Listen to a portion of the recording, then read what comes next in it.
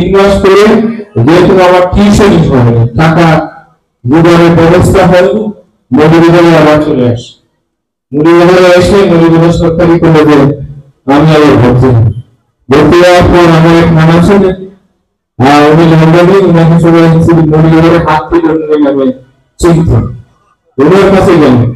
উনি যাওয়ার পর উনি আমাকে মানে বারবার কোশ্চেন করছিল ইংলিশ, অনেক কোশ্চেন করতেছিল ইংলিশ। এরকম প্রতিটা প্রশ্নের আনসার করেছি। আমাকে বলে যে তোমার মৌলভীবাজারে লেখাপড়া করার দরকার নেই, তোমার ঢাকাতে তুমি যাও, ঢাকাতে তুমি যাও। তখন উনি ব্রিটিশ ছিল কথা আমাকে বলেছিল। তখন তো আমাদের টাকা ছিল না, বাবার কাছে টাকা ছিল না, ওইখানে ব্রিটিশ কাউন্সিলে পড়া অনেক টাকা লাগে।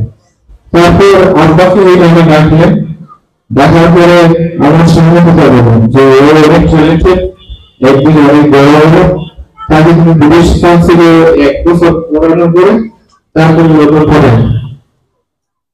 প্রথম ব্রিটিশ কাউন্সিল লেখাপড়ার জন্য আমি যাই, আমাদের সরবিকা জমি বিক্রি করেছিলেন আমার বাবা। তারপরে অ্যাডমিশন নেই, 1 বছর, প্রথম বছরে যে রেজাল্টটা আসছিল তাতে আমার রেজাল্ট এসেছিল সব কটাতে 80 মার্কস, প্রত্যেকটা সাবজেক্টে 80 মার্কস। তারপর নানাবিধ নিয়ম চলে গেল লন্ডনে। আমার নিউমোনিয়া হয়েছে, নিউমোনিয়া হয় না বাচ্চাদের, নিউমোনিয়া হওয়ার কারণে ঠান্ডা সহ্য করতে হবে। তো নানারা বললেন আমি লন্ডন করবো না, লন্ডন তুমি একটা ভালো কলেজের প্রিন্সিপাল ভালো করে যে কোনো একটাকে আমাকে মাইগ্রেট করে পাঠায়।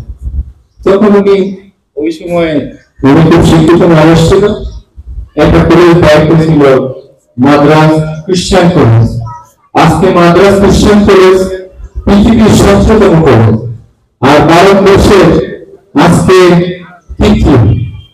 সেখানে আমি প্রথম বছর যে মাইগ্রেট করে এখানে চলে যাই, তারপরে সেকেন্ড ইয়ার যাই ওখানে করি। আমার প্রতিটা সেখানে আমার রেজাল্ট এসেছিল ফার্স্ট ক্লাস আমি পেয়েছি। তো তারপরে মাদ্রাস ইউনিভার্সিটিতে ইন্টারভিউ কমপ্লিট হলো, মাদ্রাস ইউনিভার্সিটিতে আমি বিবিএতে আমার রেজাল্ট এসেছিল ফার্স্ট। তারপর একটা সার্কুলার দেখলাম, বিবিএ যখন ইন্ডিয়াতে যাই তখন বাবা আরো 12টি জমি আমার জন্য বিক্রি করেছে, আরো 12টি। তো ইন্ডিয়াতে লেখাপড়া শেষ করে গ্রাজুয়েশন কমপ্লিট হলো 1999-এ। তখন একটা সার্কুলার দেখলাম রয়্যাল বেঙ্গল বিশ্ববিদ্যালয় যে ফিল্ড কোঅর্ডিনেটর হিসাবে তারা নিয়োগ দিলেন। আবেদন করলাম, 4000-এর উপরে পরীক্ষার্থী ছিল রিটার্ন পরীক্ষা, তার মধ্যে রিটার্ন পরীক্ষা 11 জনকে অ্যালাউ করেছিল ইন্টারভিউ। আমি সেই 11 জনের এই অনুষ্ঠানে ওনারা নিজে 11 জন থেকে নিজে বলে আমি সেই 11 জনের আবার আমার লক্ষ্যকে চাকরি।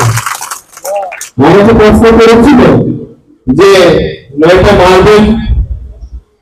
মার্বেলের আকার আকৃতি আয়তন একসঙ্গে, এক একটা মার্বেলের ওজন হচ্ছে 100 গ্রাম করে, মানে 8টা মার্বেলের ইচ 100 গ্রাম, এক একটা হচ্ছে 100 গ্রাম করে। একটি মার্বেলের ওজন ছিল 105 গ্রাম। তখন বলছিল তুমি 2 বার মেপে বাই করো কোনটা 105 গ্রাম, 2 বারে মাপতে হবে। তোমরা বলতে পারবে 2 বারে মেপে বাই করতে হবে which one is 105 gram, which one is 105 পাওয়া যাবে। এখনো এটা একটু কঠিন আনসার, আমি তোমার পাওয়া যাবে না। তো আমি পেয়েছিলাম, আপনারা পারবেন না, কিছু করতে তো আপনি দেখা করা দিতে আপনার কামিল তাহলে বলছে 2 বার মাস হয়েছিল আপনি কি জানেন? হ্যাঁ বাট আপনি তো ম্যাথ পড়ছেন না, গণিত আছেন। আচ্ছা, এটা হলো যে ফিজিক্সে উদাহরণের শক্তি আছে অথবা একটা গ্রামীণ ভাষায় ফল যদি বুদ্ধি থাকে আর কোথাও পাঠানো যায় আপনি তাহলে আনসার আবার ক্লিয়ার হয়ে যাবে আবার মনে মনে লাগবে এটা হলো আমি তো ফসফেট উত্তর নিলাম পাওয়া আছে না গ্রাম না না যখন পাওয়া আছে না বললাম ও পাওয়া টিচার আর আরেকটা পাওয়া টিচার তবে যদি এমন তিনটে সমান হয়ে যায় তাহলে তো 105 বার যেটা সেটা কেউ না তাতে সেটা আনতে হবে এরপরে বাকি হলো তিনটে আবার পাওয়া ওটা দিলাম একটা হবে একটা আর আপেল একটা তাহলে আবার তুমি ওই দুইটা সমান হয়ে যায় তিনটা 8 হতো আমি পাইছি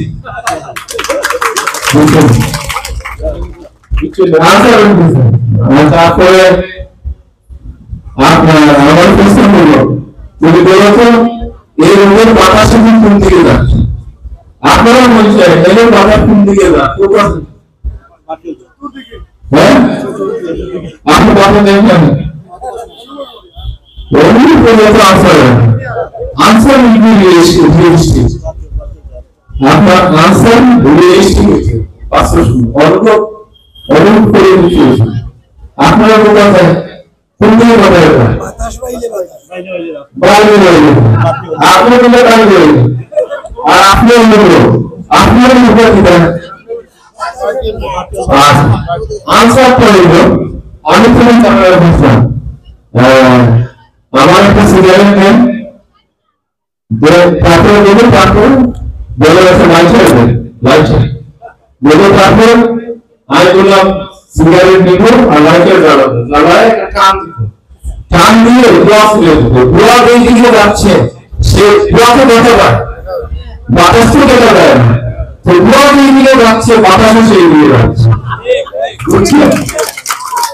বুঝছেন তাহলে আমার আনসার সঠিক বুঝছেন এখন মানে আমার সিগারেটের লাইটারে আমি টান দিব তারপর ছাড়বো ও ব্লকে দেখা যায় সারা সিগারেটের প্রবলেম নেই আচ্ছা আমার সাধারণের মধ্যে ওদিকে না কিন্তু তোমার ওদিকে দেখো ওদিকে হলো বাজার না এবার পাইলিস আরেকটা প্রশ্ন বলছি এটা এটা বললাম এটা ঠিক আছে এটাও পাইলিস এরপরে বলছি ইউএসসি বুঝছো আমরা বন্ধু সাথে সাথীরা করে বিয়ের থেকে বিয়ের শাসন করে তো বিশ্বত সাথে বা প্রতিদিন যখন বাকি বাড়িতাম ও আমার মায়ের সঙ্গীতাম নাইলে বাসের সঙ্গীতাম যেমন বাকি বাড়িতাম আমার বলে আইলে মাতারে সঙ্গীতাম আমারও সঙ্গীতাম আমি আইছি কিন্তু আমার খুব কষ্ট হচ্ছে জিনিসটা আমি যদি মরিয়া থাকি দেখা যায় আমার আপনার কথা আসে না আমরা আপনার চেষ্টা আমরা সত্যি একটা ফিরে পাচ্ছি এবং আমরা